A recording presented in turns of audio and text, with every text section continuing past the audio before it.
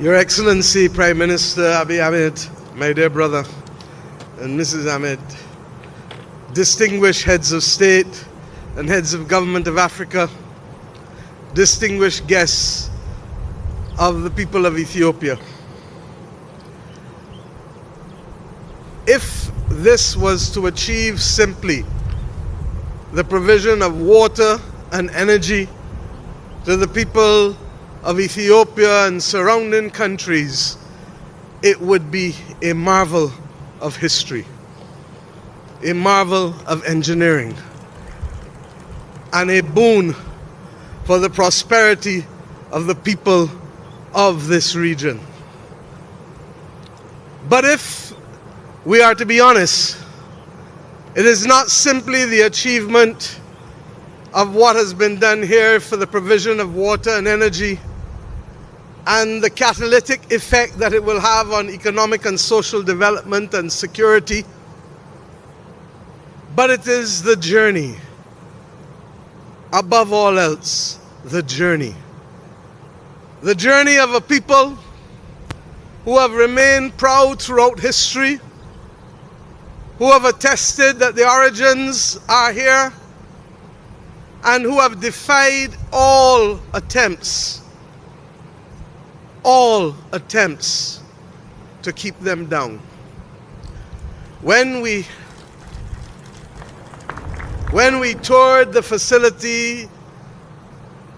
in the last few hours, I turned to my brother and I said,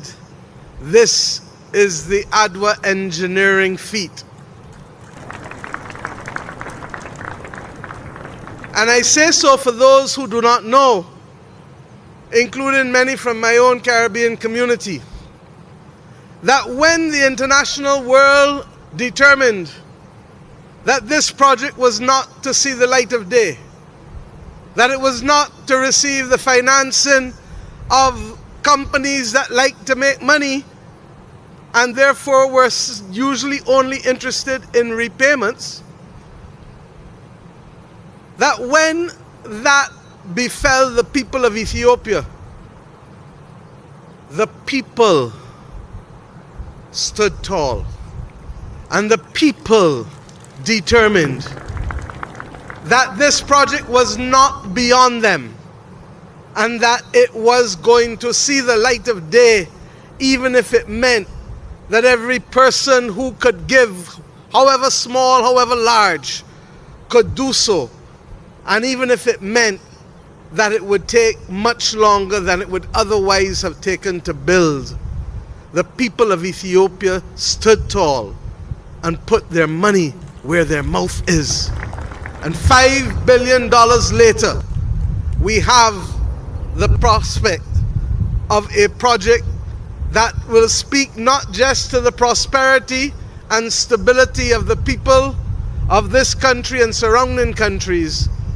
but it also speaks to what can always remain within our grips and remain possible as people of Africa and African origin.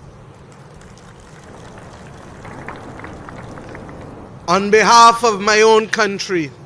Barbados, on behalf of the Caribbean community, on behalf of the 6th region of the Africa Union, the diaspora, I stand here today to say that you have opened our eyes and you have excited the sensibilities that we have. And we know that if ever there was a time for those sensibilities to be awoken,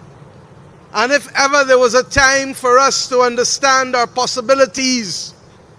it is now, when the world seems not to be able to find itself and to create the opportunities for ordinary people, because a few are dominating and others are determined to ensure that while some dominate, we are not going to be victims of our time, but we can be shapers of our destiny, or as I say, as we say in Barbados in our anthem, firm craftsmen of our fate.